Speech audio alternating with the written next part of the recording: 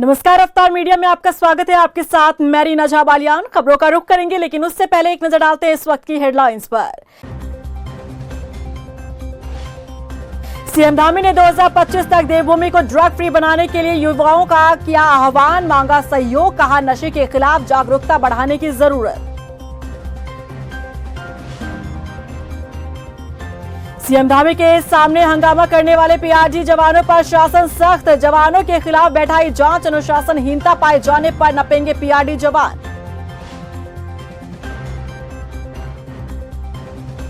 रुड़की में दुष्कर्म पीड़िता जहर खाकर पहुंची कोर्ट, गवाही देते वक्त बेहोश होने के बाद मची अफरा तफरी, आनंद पारे में पहुंचाया गया अस्पताल।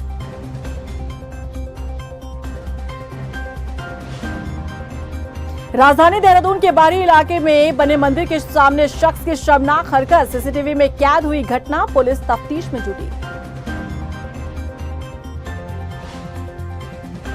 और चलिए बुलेटिन की शुरुआत कर लेते हैं। मुख्यमंत्री पुष्कर सिंह धामी ने राजधानी देहरादून में ड्रग फ्री देवभूमि मिशन 2025 के तहत आयोजित कार्यक्रम में हिस्सा लिया।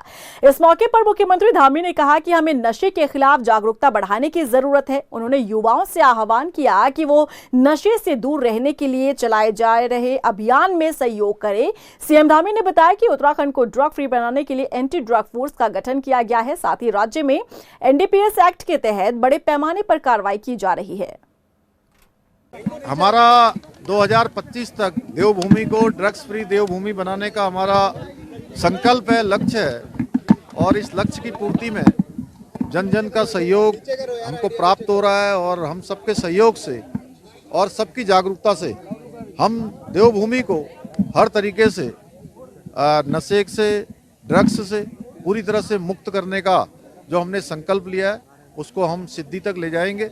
और इसमें जो कड़ी कार्रवाई करनी है ड्रग्स के कारोबारियों पर, इसके अपराधियों पर, हम कड़ा रुख भी अपना रहे हैं। इसके लिए जिलों में, तहसीलों में, नीचे के स्तर पर पुलिस विभाग, अन्य विभाग, सारे विभाग समन्वय के साथ काम कर रहे हैं और कड़ी कार्रवाई भी ऐसे मामलों में हम कर रहे हैं। उधर सीएम धामी के सामने अपनी परेशानी बताने वाले पीआरडी जवानों के खिलाफ शासन ने जांच बैठा दी है। विशेष प्रमुख सचिव अमित सिन्हा ने बताया कि मुख्यमंत्री के सामने हंगामा करने वाले जवानों पर जांच रिपोर्ट के आधार पर अनुशासनहीनता करने पर सख्त कार्रवाई होगी। बता दें कि पीआरडी की स्थापना दिवस पर रैतिक परेड का आयोजन हुआ था, जिसमें सीएम धामी ने भी शिरकत की। इस दौरान पीआरडी के जवानों ने अपनी लंबित मांगों को लेकर सीएम धामी से मदद की गुहार लगाई। सीएम को जवानों ने बताया कि अधिकारी उनसे अपने घरों का काम कराते हैं, उनका मानसिक शोषण किया जा रहा है। मुख्यमंत्री जी के सामने उसने थोड़ी सी ऊंची आवाज में बोला, जबकि अगर हम लोगों ने जो जांच कराई उसमें प्रथम दृष्टया पता चला कि वो 15 साल से ड्यूटी पे है। तो ऐसा प्रतीत होता है कि उसके पीछे कुछ और कारण रहा होगा।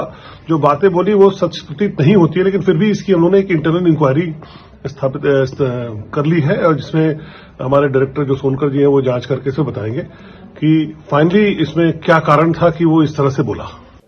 राजधानी देहरादून में महानगर कांग्रेस के जिला आपूर्ति कार्यालय के बाहर प्रदर्शन किया गया। हल्ला बोल कर रहे कांग्रेसियों ने बताया कि उन्होंने जिला आपूर्ति अधिकारी के जरिए खाद्य मंत्री को ज्ञापन सौंपा है, जिसमें गरीबी रेखा में जीवन यापन करने वालों को सस्ते अनाज के साथ सस्ता राशन भी उपलब्ध कराने की मांग की गई।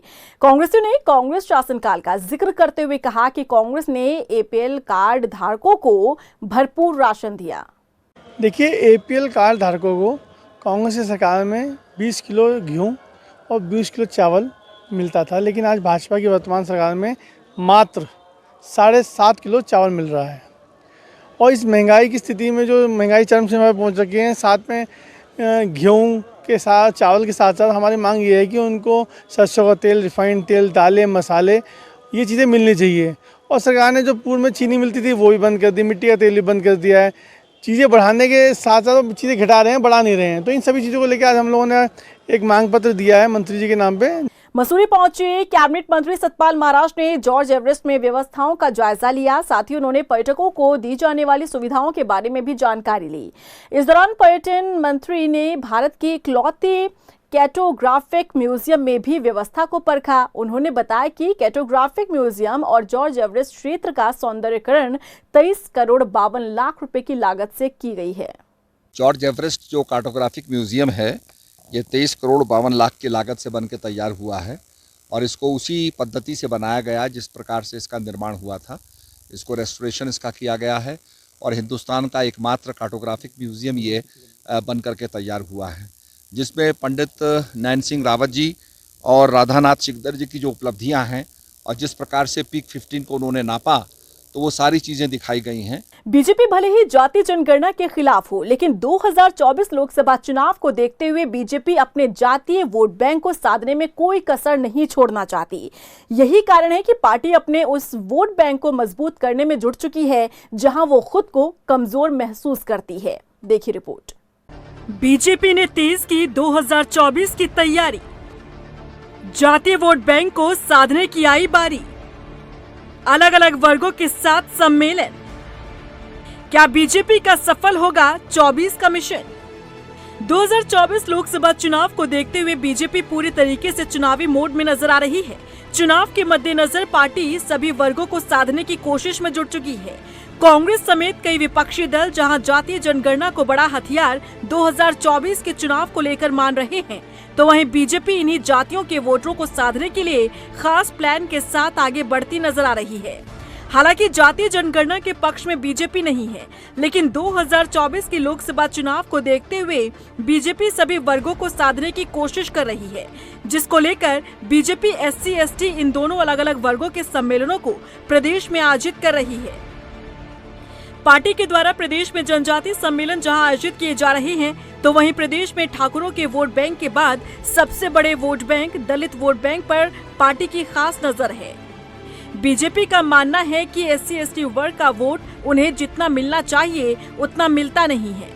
आंकड़ों के लिहाज से यदि बात करें तो अनुमान के मुताबिक प्रदेश में जहां 33% सबसे ज्यादा ठाकुर वोटर्स हैं, यही वजह है कि बीजेपी ठाकुर वोट बैंक को साधने के लिए लगातार मुख्यमंत्री पद पर ठाकुर चेहरे पर ही भरोसा जताती रही है, ताकि ठाकुर वोट बैंक पार्टी का बना रहे। वहीं ठाकुर वोट बैंक के बाद दूसरे नंबर पर लगभग 19% दलित वोट बैंक पर पार्टी की खास नजर है, जिसके चलते अनुसूचित जाति के जनप्रतिनिधियों के सम्मेलन आयोजित किए जा रहे हैं। पार्टी के द्वारा कुमाऊं मंडल और गढ़वाल मंडल में अनुसूचित जाति के जनप्रतिनिधियों का सम्मेलन आयोजित किया जा चुका है, जिसमें अनुसूचित जनजाति के जनप्रतिनिधियों में पंचायत से लेकर विधायक और मंत्री तक शामिल हो रहे हैं। इन सम्मेलन में पार्टी जनप्रतिनिधियों को बीजेपी की रीति नीति के साथ केंद्र और प्रदेश सरकार की जो योजनाएं अनुसूचित जाति के लोगों के लिए चलाई जा रही है, उनका उपयोग कैसे अनुसूचित जाति के लोग उठाएं, इसे लेकर जनप्रतिनिधियों को टिप्स दिए जा रहे हैं। साथ ही जनप्रतिनिधि पार्टी की रीति नीति भी अनुसूचित जाति के लोगों को समझाए, ये भी टिप्स दिए जा रहे हैं। खास बात यह है कि अब बीजेपी अनुसूचित जाति के वोट बैंक को साधने के लिए जहां जनप्रतिनिधियों के सम्मेलन को आयोजित कर चुकी है, तो वहीं अब ये सम्मेलन मंडल स्तर पर भी आयोजित होंगे। अनुसूचित जाति के जनप्रतिनिधियों का सम्मेलन था। भारतीय जनता पार्टी जुड़े जनप्रतिनिधि हैं, प्रधान से लेकर विधायक तक के लोग यहाँ पर उपस्थित थे। और निश्चित रूप से क्योंकि अब 2024 का लोकसभा चुनाव है, समाज के हर वर्ग में जो प्रतिनिधित्व करने वाले लोग हैं, उनको भी काम देना इस सम्मेलन का उद्देश्य था। केंद्र की योजनाएं हैं, राज्य सरकार की योजनाएं, उनको गरीब अंतिम व्यक्ति तक पहुंचाने का जो काम मोदी जी के कार्यकाल में हुआ है, तो हमने सबसे आह्वान किया है कि वो समाज के वर्ग के साथ जाएं, उनके बीच में बैठें और बड़ी संख्या में अपने समाज के लोगों को भारतीय जनता पार्टी जोड़ें। और मैं कह सकता हूँ जनप्रतिनिधि जब किसी पहल को करता है तो उसके रिजल्ट पॉजिटिव आते हैं और आपको ध्यान आएगा। बहुत जल्दी हम लोग इनके मंडल स्तर पर भी इस प्रकार के कार्यक्रम करते हुए बड़ी संख्या में अनुसूचित समाज के लोगों को साथ जोड़ने का काम करेंगे। धामी कैबिनेट में महिला कोटे के साथ SC कोटे के रूप में मंत्री पद संभाले हुए कैबिनेट मंत्री रेखा आर्य का कहना है कि जिस तरीके से कमल के फूल पर अनुसूचित जाति के जनप्रतिनिधि चुनकर आए हैं, ठीक उसी तरीके से लोकसभा चुनाव के साथ पंचायत और निकाय चुनाव में भी कमल ही खिले। इसी उद्देश्य से सम्मेलन आयोजित किए जा रहे हैं। और माननीय मुख्यमंत्री जी के समक्ष जो है अनुसूचित मोर्चे के प्रदेश अध्यक्ष जी ने अपनी डिमांड्स भी रखी, जिसको माननीय मुख्यमंत्री जी ने आश्वासन भी दिया। और मुझे लगता है कि इस प्रकार के सम्मेलनों के माध्यम से हम सब लोग संकल्पित होकर भी जाते हैं कि आने वाले 2024 में जो लोकसभा होने जा रहे हैं, आने वाले 2024 में जब पंचायतों के चुनाव होंगे, नगर निकाय के चुनाव होंगे, तो निश्चित रूप से हम यदि कमल के विचारों से जीतकर हम जनप्रतिनिधि बने हैं, तो स्वाभाविक रूप से हम सबकी जिम्मेदारी है कि हम लोग आने वाले समय में चाहे वो लोकसभा हो या अन्य चुनाव हो, सब में कमल ही खिले। वहीं बीजेपी के इस सम्मेलन पर मुख्य विपक्षी दल कांग्रेस ने निशाना साधा है। कि भारतीय जनता पार्टी को पहले ये बताना चाहिए कि उन्होंने SC ST वर्ग के लिए विगत 10 वर्ष के कार्यकाल में कौन सी योजनाएं चालू की। ये भारतीय जनता पार्टी है जो SC ST के संवैधानिक अधिकार को छीनने का काम कर रही है। इस देश और प्रदेश से आरक्षण, सरकारी नौकरी में जो आरक्षण है उसको समाप्त करने जा रही है। सरकारी नौकरियों को समाप्त करने जा रही है। सारा प्राइवेटाइजेशन हो रहा है। कुल मिलाकर देखिए तो बीजेपी 2024 के लोकसभा चुनाव को लेकर पूरी तरीके से रणनीति बनाने में जुटी हुई है, जिसके तहत पार्टी अनुसूचित जाति के जनप्रतिनिधियों के सम्मेलन, जनजातीय क्षेत्रों के तहत जनजातीय सम्मेलन और अब सिख समुदाय के लोगों के लिए भी सिख सम्मेलन आयोजित करने जा रही है। ऐसे में देखना होगा कि जब 2024 के लोकसभा चुनाव के नतीजे आते हैं तो फिर बीजेपी क्या लोकसभा चुनाव में उत्तराखंड में तीसरी बार 5 लोकसभा सीट जीतने में कामयाब होती है या नहीं। रफ्तार मीडिया के लिए देहरादून से मनीष डंगवाल की रिपोर्ट। 2 दिनों तक चलने वाले इन्वेस्टर समिट के लिए दून शहर को बेहद ही खूबसूरती के साथ सजाया गया था। चमचमाती सड़कों के साथ जाम की स्थिति को देखते हुए मुख्य सड़कों के किनारे अस्थायी अतिक्रमण को भी हटाया गया था ताकि ट्रैफिक व्यवस्था सुचारू रूप से चल सके। लेकिन क्या ये व्यवस्था इसी तरह से जारी रहने वाली है या फिर शहर की तस्वीर फिर से बदलने लगी है? इसी का हाल बता रहे हैं हमारे संवाददाता हिमांशु चौहान। 8 दिसंबर और 9 दिसंबर को हुए इन्वेस्टर समिट को लेकर राज्य सरकार पिछले 2 महीने से तैयारी कर रहा था, तो वहीं जिला प्रशासन की माने तो जिला प्रशासन भी पिछले 1.5-2 महीने से तैयारी कर रहा था, जिसको लेकर देहरादून शहर को चकाचक कर दिया गया था। क्योंकि बाहरी देशों से और बाहरी राज्यों से मेहमानों को आना था यहाँ पर इन्वेस्टर समिट में शामिल होने के लिए। तो उसको लेकर जिला प्रशासन की अगर बात करें तो जिला प्रशासन ने सभी सड़कों को तैयार कर दिया गया था। और वहीं अगर बात करें जिला प्रशासन और पुलिस ने मिलकर जितने भी शहर भर में अस्थायी अतिक्रमण लगे हुए हैं उनको सभी को हटाने का काम किया था, जिसको लेकर जो 8 दिसंबर और 9 दिसंबर को इन्वेस्टर समिट हुआ था तो पूरी तरह से शहर भर में अस्थायी जो अतिक्रमण था उन सबको हटा दिया गया था। जिसको लेकर जो 2 दिन की अगर हम बात करें तो 2 दिन में जो शहर में जाम की स्थिति देखने को नहीं मिली थी। शहर में जो आम जनता को किसी भी तरह का दिक्कतों का सामना नहीं करना पड़ा था। जिस तरह से इन्वेस्टर समिट खत्म हुआ उसी तरह से अगर बात करें तो जो सूबे के मुख्यमंत्री हैं पुष्कर सिंह धामी ने साफ तौर पर जो देहरादून के SSP उनको साफ तौर पर कहा गया कि जिस तरह की व्यवस्था 2 दिन तक लगी रही इसी तरह की व्यवस्था आगे भी रहे।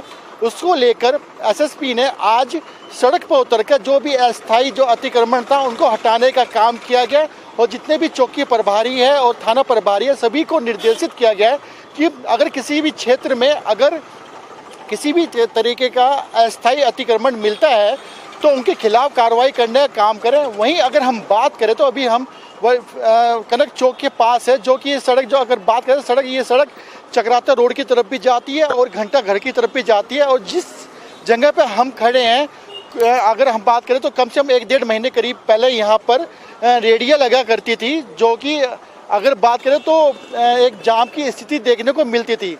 अब लेकिन जब इन्वेस्टर समिट हुआ तो अस्थायी अतिक्रमण को हटाने का काम किया। जो ठेली रेडी लगी होती थी इनको हटा दिया गया है और वहीं हम इस समय खड़े हैं। और वहीं अगर हम बात करें एक तरफ अगर हम बात करें पुलिस की तो पुलिस लगातार जितने भी अस्थायी अतिक्रमण हैं उनको हटाने का काम कर रहा है। लेकिन जितने भी ठेली वाले हैं रेडी वाले हैं, अब हम आपको एक तस्वीर दिखाना चाहेंगे कि यहाँ से तो ये हटा चुके हैं, लेकिन अब हम दूसरी तस्वीर दिखाना चाहेंगे सड़क के उस पार की, जहाँ पर ये सभी जो इस जगह पर खड़े हुआ करते थे अब उन्होंने जगह बदल ली है। और जो फुटपाथ है, जो सड़क पे पैदल जनता का चलने का फुटपाथ है, उस पर कब्जा कर लिया। और एक मार्केट भी है, मार्केट पे अगर आप साफ तौर पर देख सकते हैं कि जिस तरह से रेडिया खड़ी है तो रास्ता भी ब्लॉक हो गया है। अगर कहा जाए तो साफ तौर पर आ सकता है कि भी यहाँ ठेली वाले या रेडी वाले खड़े करते थे वो दूसरी जगह पे कब्जा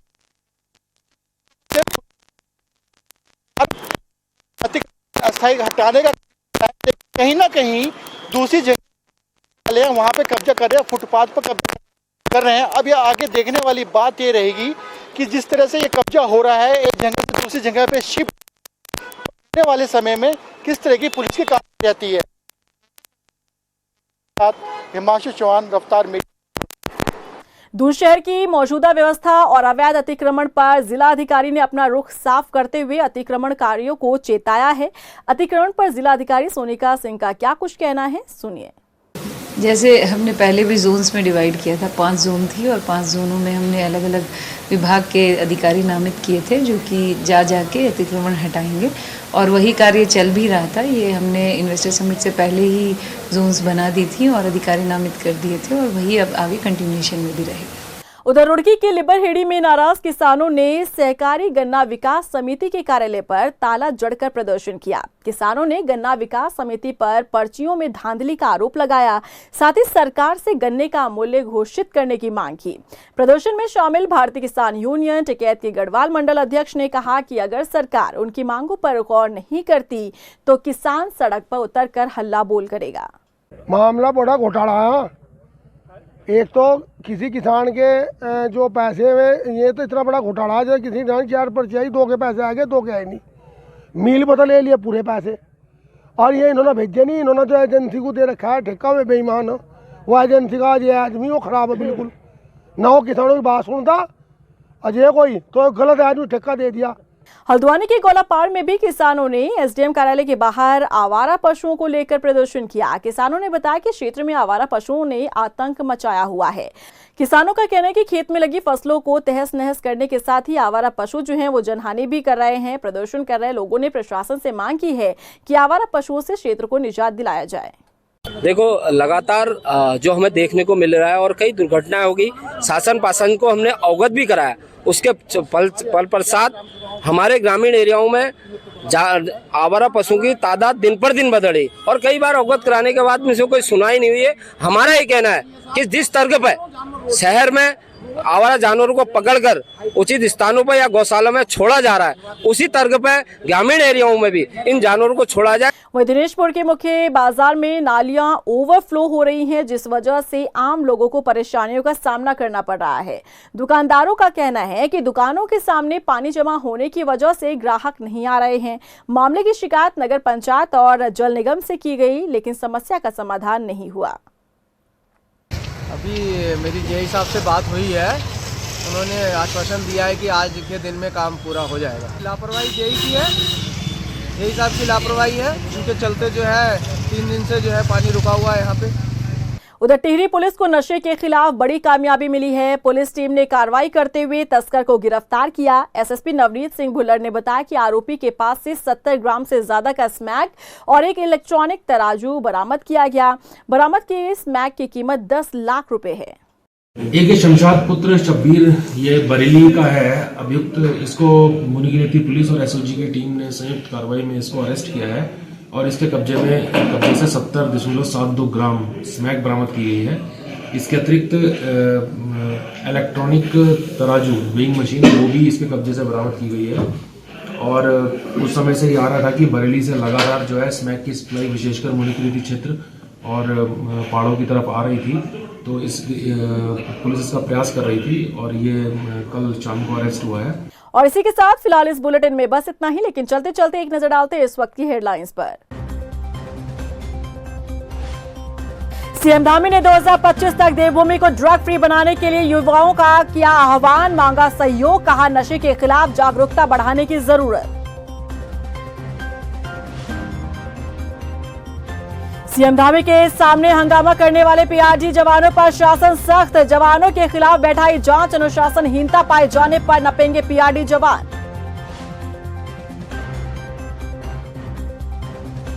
रुड़की में दुष्कर्म पीड़िता जहर खाकर पहुंची कोर्ट, गवाही देते वक्त बेहोश होने के बाद मची अफरा तफरी, आनंदपाड़े में पहुंचाया गया अस्पताल।